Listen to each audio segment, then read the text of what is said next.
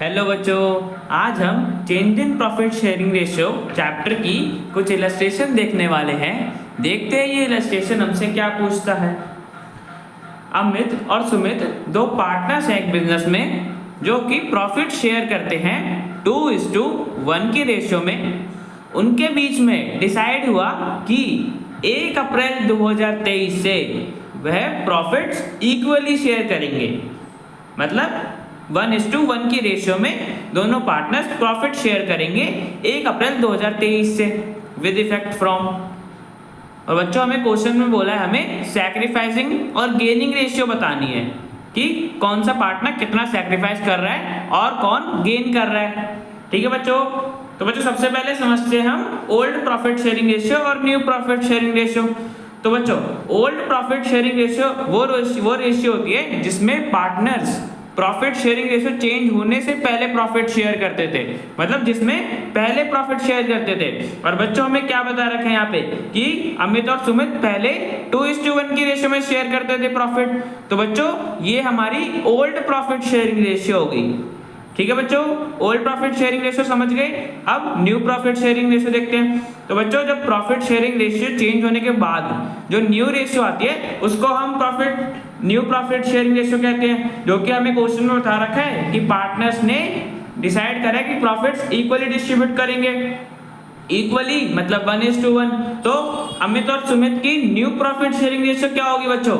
1:1। ठीक है बच्चों, ओल्ड प्रॉफिट शेयरिंग रेशियो 2:1 और न्यू प्रॉफिट शेयरिंग रेशियो मतलब नई रेशियो जिसमें वो प्रॉफिट शेयर करेंगे वो होगी अपनी 1:1। तो बच्चों सैक्रिफाइस और गेन निकालते हैं। ठीक है बच्चों कि कौन सा पार्टनर सैक्रिफाइस कर रहा है या कोई गेन कर रहा है। तो बच्चों देखो सैक्रिफाइस प्रॉफिट शेयर का फॉर्मूला क्या होता है? Old profit share minus new profit share. मतलब जिस रेशियो में जो शेयर पहले था पार्टनर्स का, जो ओल्ड प्रॉफिट शेयर था उसमें से हम न्यू प्रॉफिट शेयर को माइनस कर देते हैं तो हमें पता चल जाता है कि पार्टनर सैक्रिफाइस कर रहा है या गेन कर रहा है। जो सैक्रिफाइस करता है तो फिर उसका सैक्रिफाइस प्रॉफिट शेयर आ जाता है, मतलब वो कितना सैक्रिफाइस कर रहा है। तो बच्चों देखते हैं, हमें सबसे पहले अमित का निकालते हैं। तो बच्चों देखो अमित का भी मैंने बताया ओल्ड प्रॉफिट शेयरिंग रेशियो 2:1 है, तो 2/3 हो गया अमित का शेयर और इसका न्यू शेयर कितना हो गया? न्यू रेशियो 1:1 है तो अमित का शेयर कितना हो गया? 1/2।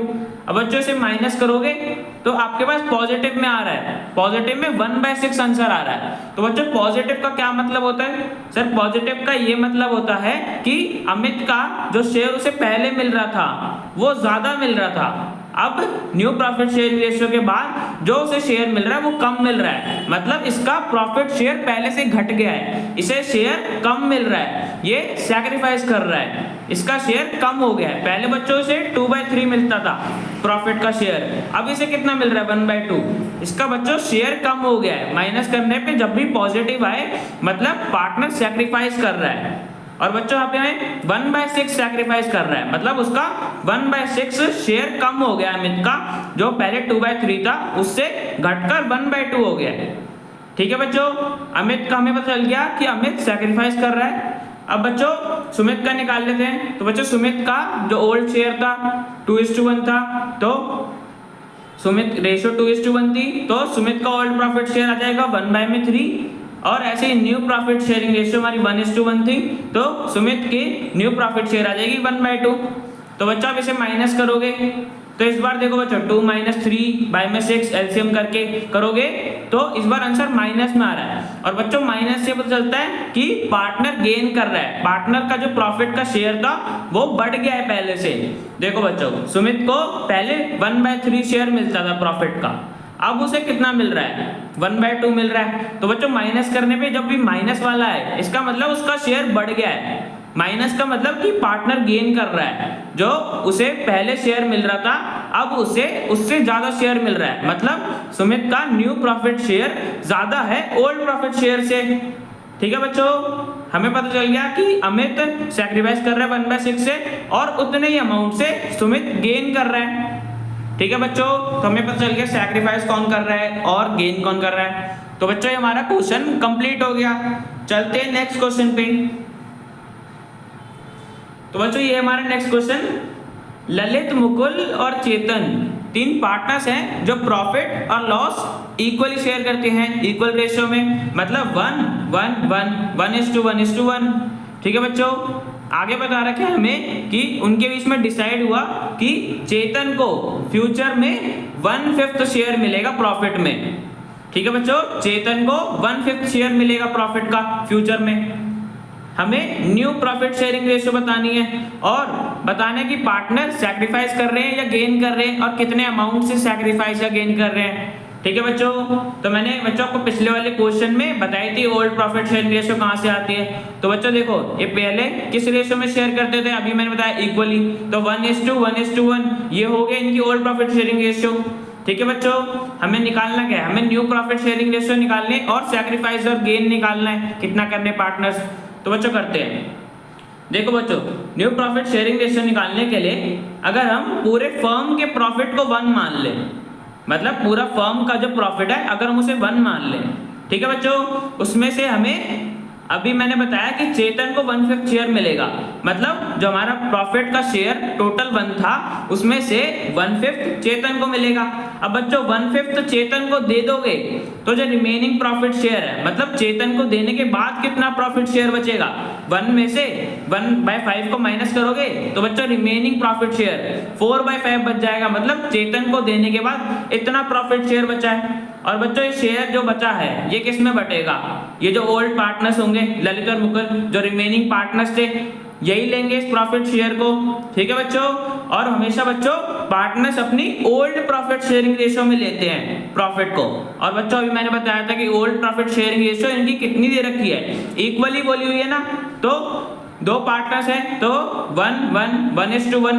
तो बच्चों इनकी old profit sharing ratio equally मतलब 1:1 होगी। ये जो 4/5 शेयर है ये दोनों पार्टनर्स इक्वली लेंगे।